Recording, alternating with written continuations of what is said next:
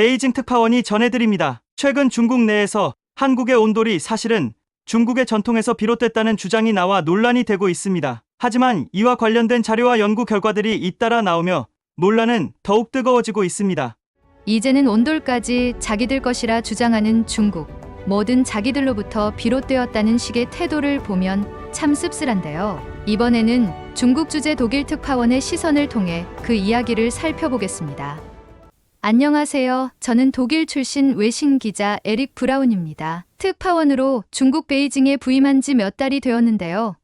사실 이번이 아시아에서의 첫 번째 경험입니다. 베를린 외곽에서 나고 자라며 주로 유럽 주변국들만 여행해 봤던 제게 중국은 모든 것이 새롭고 낯설게 느껴지는 곳이었습니다. 저는 대부분의 유럽 사람들이 그러하듯 라디에이터 난방에 익숙한 겨울을 보내왔습니다. 추운 날이면 따뜻한 난방기나 난로 옆에서 손을 녹이고 집 안에서는 두꺼운 양말과 슬리퍼를 신는 것이 일상이었죠. 바닥이 따뜻하다는 개념은 제게 정말 낯설고 생소한 이야기였습니다. 현재 저는 특파원으로 중국 베이징에 머물고 있는데요. 주로 사회적 이슈와 경제 문제를 취재하고 기사를 쓰는 것이 제 일입니다. 중국은 워낙 방대한 나라이기 때문에 다루어야 할 소재가 넘쳐났습니다. 대규모 인프라 프로젝트, 빠르게 성장하는 도시들, 그리고 여전히 낙후된 농촌의 모습까지 이곳에서의 기자 생활은 매일 새로움의 연속이었습니다. 그런데 저에게 가장 중요한 개인적 문제 중 하나는 베이징에서 살 집을 구하는 일이었습니다. 처음에는 중국의 부동산 시장이 얼마나 다이나믹한지에 놀랐습니다. 집값도 천차만별이고 시설도 지역마다 큰 차이가 있었거든요. 그러다 우연히 부동산 중개업자의 추천으로 좀 비싸더라도 온돌이 깔린 집을 구하게 되었습니다. 그때까지만 해도 저는 온돌이라는 단어 자체가 낯설었습니다. 부동산 중개업자는 온돌이 깔린 집이 더 따뜻하고 겨울에 살기 좋다고 말했지만 저는 그저 바닥이 따뜻하다니 독특하네라고만 생각했죠. 독일에서는 이런 난방 방식을 들어본 적이 없으니 별다른 기대도 하지 않았습니다. 그러나 이사를 마치고 며칠이 지나자 이 온돌이라는 난방 방식에 감탄하지 않을 수 없었습니다. 발밑에서 전해지는 은은한 따뜻함이 전혀 불편하지 않았고 방 전체가 균일하게 데워지는 느낌은 정말 놀라웠습니다. 독일에서 경험했던 라디에이터 난방과는 차원이 달랐죠. 특히 아침에 이불을 걷어낼 때도 따뜻함이 그대로 유지되는 게 너무 편리했습니다. 하지만 제게 가장 흥미로웠던 건 주변 중국인들의 반응이었습니다. 제가 온돌에 대해 이야기하면 그들은 마치 기다렸다는 듯 자랑스레 말하곤 했습니다. 온돌 좋죠?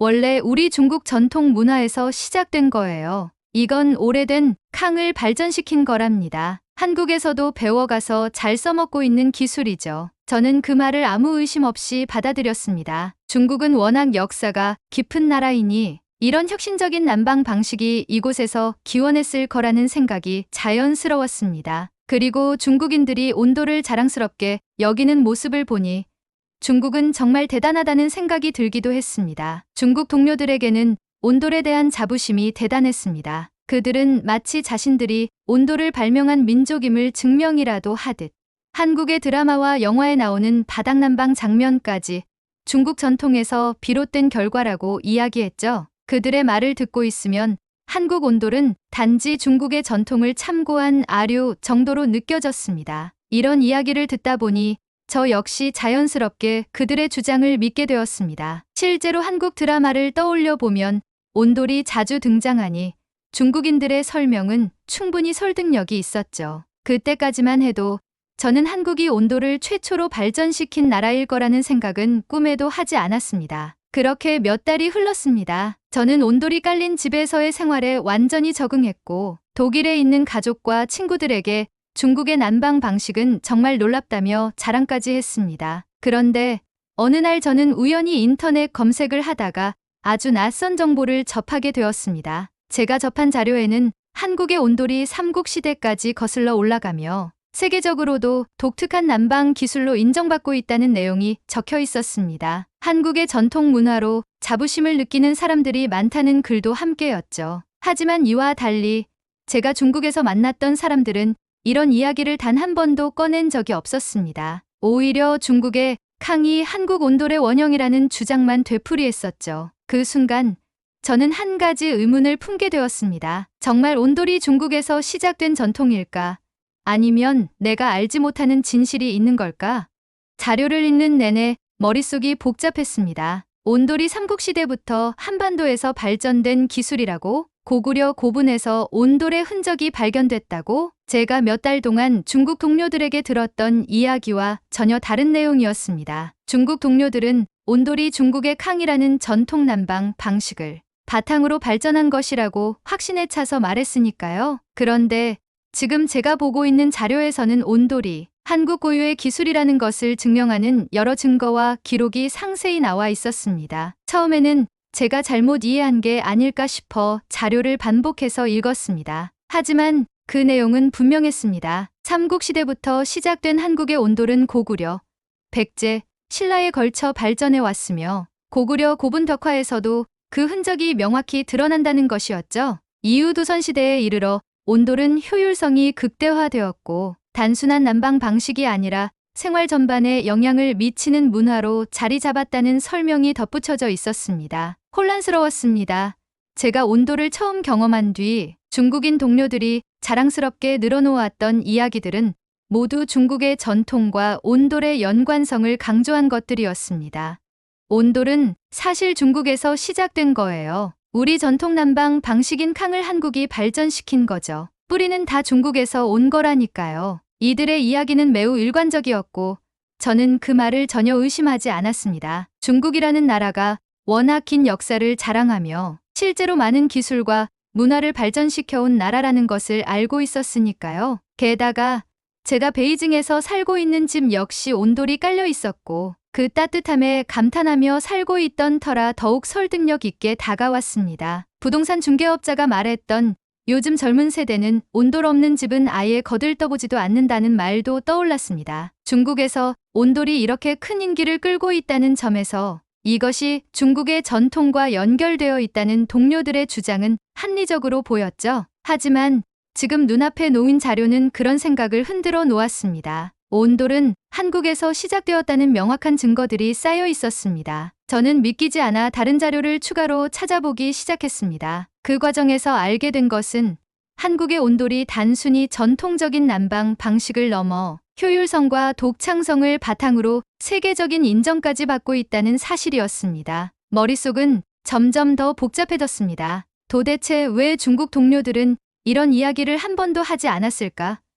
그들은 온돌의 역사를 정말 모르는 걸까? 아니면 알고도 일부러 말하지 않는 걸까? 그날 저는 동료들에게 이 의문을 물어보기로 결심했습니다. 그들이 온돌에 대해 늘어놓던 자랑스러운 이야기와 이 자료 사이에 어떤 차이가 있는지 직접 확인하고 싶었거든요. 다음날 사무실에서 동료들과 함께 점심을 먹던 중 저는 조심스럽게 말을 꺼냈습니다. 어제 우연히 자료를 보다가 흥미로운 내용을 봤어요. 온돌이 한국에서 삼국시대부터 시작된 기술이라는 내용이던데 혹시 그런 이야기를 들어본 적 있나요? 제 말을 들은 동료들은 잠시 멈칫하더니 대수롭지 않다는 듯 웃으며 대답했습니다. 그런 이야기도 있죠.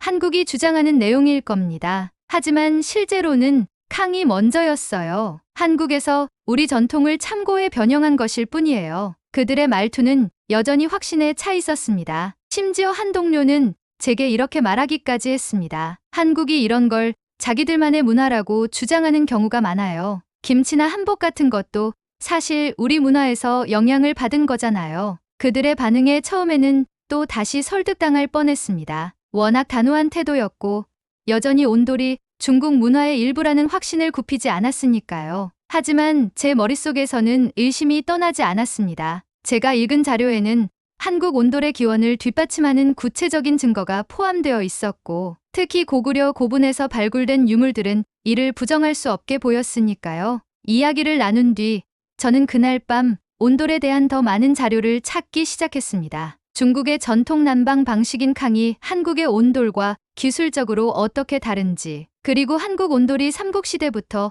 어떤 발전 과정을 거쳤는지에 대해 더 자세히 알아보기로 했죠. 혼란스러움과 함께 저는 한 가지 확신이 들었습니다. 내가 알고 있는 진실은 어딘가에 있을 것이다. 그리고 이를 확인해야만 한다. 조사를 통해 한국 온돌의 역사를 알아가면서 저는 그동안 믿어왔던 이야기들이 얼마나 사실과 멀었는지 점차 깨닫게 되었습니다. 한국의 온돌은 삼국시대부터 발전된 독창적인 난방 기술로 고구려, 고분에서 발견된 유물들이 그 기원을 명확히 보여주고 있었습니다. 단순히 방을 따뜻하게 만드는 기술이 아니라 삶의 방식 그 자체를 바꾸는 문화의 핵심 요소였습니다. 자료를 읽다 보니 더욱 놀라운 점들을 발견했습니다. 조선시대에는 사내들이 구두를 설치하는 기술을 기본적으로 익혔다고 합니다. 온돌은 단순히 전문가의 영역이 아니라 누구나 알아야 할 생활의 필수 기술로 자리 잡았던 것이죠. 집안 구석구석까지 열을 고르게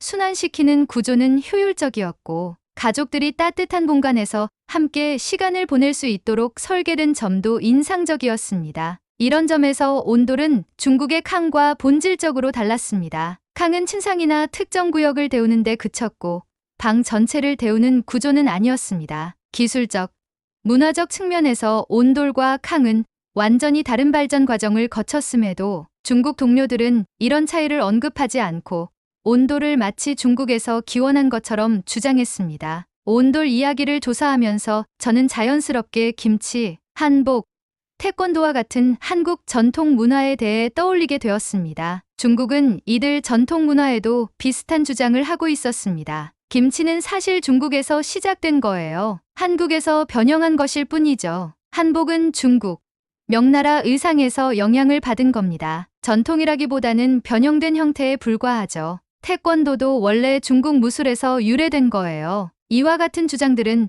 단순히 논란을 넘어선 악의적인 왜곡처럼 느껴졌습니다. 한국은 이 문화들로 세계적으로 인정받고 있음에도 중국은 이를 빼앗으려는 태도를 멈추지 않았습니다. 저는 의문이 들었습니다. 왜 중국은 이런 행동을 계속 반복할까? 답은 비교적 명확했습니다. 그것은 바로 창의성과 독창성의 부족에서 비롯된 열등감 때문이었습니다. 한국이 세계적으로 인정받는 문화를 가지고 있다는 사실이 그들에게는 불편했던 겁니다. 인정하고 존중하기보다는 빼앗고 자기들 것으로 포장하려는 태도를 보면 이들이 얼마나 스스로의 문화에 자신이 없는지 알 수 있었습니다. 온도를 포함한 한국의 전통 문화들은 그 자체로 기술적 완성도와 독창성을 가지고 있습니다. 조선의 사내들이 구들 설치 기술을 기본으로 익히고 이를 생활의 중심으로 삼았다는 사실만 봐도 온돌은 단순한 난방 방식을 넘어 한국의 철학과 생활 방식을 반영한 문화적 상징이었습니다. 그러나 중국은 이를 인정하기보다는 캉에서 발전한 것일 뿐이라는 억지 주장을 펼치며 공로를 가로채려 하고 있었습니다. 온돌뿐만 아니라 김치, 한복, 태권도까지 중국이 한국의 전통을 자기들 것으로 주장하는 사례는 끝없이 반복되고 있었습니다. 그날 밤 저는 혼란스러운 마음을 가눌 수 없었습니다. 한국과 중국의 갈등은 단순히 문화적 오해에서 비롯된 것이 아니었습니다. 이것은 중국이 스스로의 문화적 결핍을 인정하지 않고 이를 남의 것으로 메우려는 태도에서 나온 근본적인 문제였습니다. 책상 위에 쌓인 자료들을 보며 저는 점점 화가 치밀어 올랐습니다. 이것은 단순히 문화를 훔치는 문제가 아니다. 한국이 만들어낸 독창적인 노력과 역사를 통째로 지우려는 행동이다. 이런 태도는 한국뿐만 아니라 다른 나라들에도 영향을 미칠 수 있는 심각한 문제였습니다. 중국의 이런 행태를 보며 저는 문화적 저급함이란 말로도 부족한 분노를 느꼈습니다. 왜 이런 행동을 멈추지 않는 걸까? 스스로의 문화가 그렇게 부끄럽다면 그걸 발전시키려는 노력을 해야지. 왜 남의 문화를 빼앗아 자기들 것으로 둔갑시키려 하는 거지? 격앙된 감정이 저를 휘감았습니다. 온돌은 단순한 난방 방식이 아니라 한국의 역사와 철학, 그리고 그들이 이룩한 창의적 성취의 상징이었습니다. 그럼에도 중국은 이 모든 것을 지워버리려 하고 있었습니다. 저는 그날 밤 이런 문화적 태도가 바뀌지 않는 한 한국과 중국 사이의 갈등은 끝나지 않을 것이라는 생각에 절망감을 느꼈습니다. 존중과 인정이 없는 상태에서 어떤 대화나 교류도 의미가 없기 때문입니다. 조사를 통해 온돌의 진실을 알게 된 후 저는 도저히 그동안 들었던 이야기들을 그대로 넘길 수 없었습니다. 동료들이 온돌을 포함해 한국의 문화를 마치 자기들 것이냥 자랑스러워하던 모습들이 떠올랐고 그들이 얼마나 진실을 왜곡하고 있는지 깨달은 지금 침묵하기엔 너무 답답했습니다. 다음 날 점심시간 동료들과 이야기를 나누던 중 저는 말을 꺼냈습니다. 제가 온돌에 대해 더 조사를 해봤습니다. 한국의 온돌이 삼국시대부터 발전해온 기술이라는 내용이 많더군요. 고구려 고분에서 발견된 유물들이 그 역사를 증명하고 있고요. 조선시대에는 구들 기술로 완성되면서 집안 전체를 데우는 독창적인 구조가 만들어졌다는 것도 알게 됐습니다. 제 말이 끝나자 동료들 사이에 묘한 침묵이 흘렀습니다. 하지만 곧 한 명이 비웃듯 말했습니다. 에릭, 그건 한국인들이 주장하는 이야기일 뿐이에요. 실제로는 캉이 먼저였고 한국은 그걸 참고해 발전시킨 거죠. 역사적으로도 중국의 영향은 명확한 사실입니다. 그들의 자신감에 찬 태도는 여전히 변하지 않았습니다. 심지어 한 동료는 코웃음을 치며 이렇게 덧붙였습니다. 뭐든지 우리 문화에서 시작된 거잖아요. 김치도 그렇고 한복도 그렇고 태권도까지 다 중국에서 유래된 거라고요. 그들의 말을 듣고 있자니 화가 치밀어 올랐습니다. 저는 더 이상 참을 수 없었습니다. 좋습니다. 그럼 한번 논리적으로 따져봅시다. 제 말에 모두가 저를 쳐다봤습니다. 저는 이어서 말했습니다. 캉과 온돌이 같다고 주장하지만 캉은 방 일부만 따뜻하게 만드는 구조고 온돌은 집 전체를 고르게 데우는 독창적인 시스템입니다. 기술적으로도 완전히 다릅니다. 그리고 고구려 고분 벽화와 유물들이 어떻게 설명됩니까? 1500년 전부터 한국에서 사용된 온돌을 중국의 것이라고 주장하는 건 명백한 왜곡입니다. 더군다나 발해 유적에서도 구들의 흔적이 발견되었습니다. 발해는 고구려의 계승국으로 알려져 있죠. 이 사실은 온돌이 한국 고유의 기술이라는 걸 더 확실히 증명합니다. 동료들은 잠시 말을 잇지 못했습니다. 하지만 그중 한 명이 다시 반박했습니다. 그래도 한국은 예로부터 중국 문화의 영향을 많이 받은 나라잖아요. 결국 모든 건 우리에게서 배운 거라 해도 틀린 말은 아닐걸요. 저는 차분히 고개를 저으며 대꾸했습니다. 영향을 받은 것과 독창적으로 발전시킨 것은 완전히 다른 이야기입니다. 만약 온돌이 정말 캉에서 비롯된 거라면 왜 중국에서 온돌이 발전하지 못했을까요?